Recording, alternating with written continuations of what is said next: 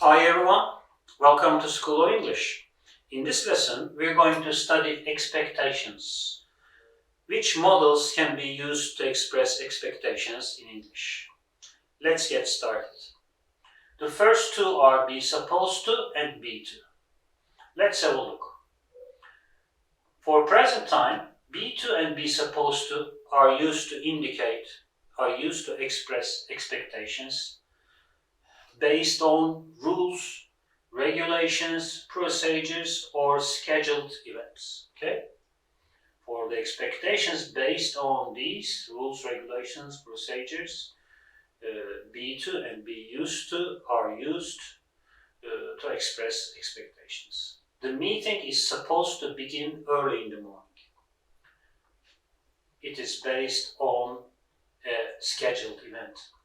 We are to leave at noon. Again, this is probably based on a scheduled event. Be supposed to is close to should in terms of degree of the expectation, and be to is stronger than and is close to must in terms of the degree of expectation, not in terms of meaning, but it determines how strong is the expectation. Yes. If you use be to, the expectation is stronger. If you use be supposed to, it is a bit weaker. How about past? How do we express expectations in the past in English? We use was, were, supposed to. Was, were, supposed to is used to express unfulfilled expectations in the past. This is the key here. Unfulfilled. What does this mean? There is an opposite result. The result was not what it was initially expected. He was supposed to help me. When we hear this, we understand that, but he didn't. And we have another structure here to express past expectations. It is was, were to. It is used to express past expectations whose result we don't know. Unlike was, were, supposed to, which is followed by an opposite result. When we use was, were to, we do not know the result.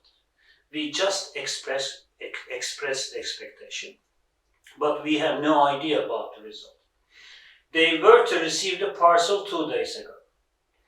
It means that there was such an expectation, but we don't know if they did or not.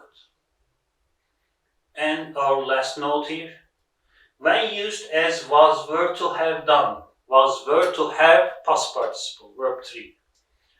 It has the same meaning as was, were, supposed to. You see, if we use was, were to, if was, were to is followed by have past participle, then it has the same meaning and usage with was, were, supposed to. It means that, in that case, was, were to also expresses an opposite result.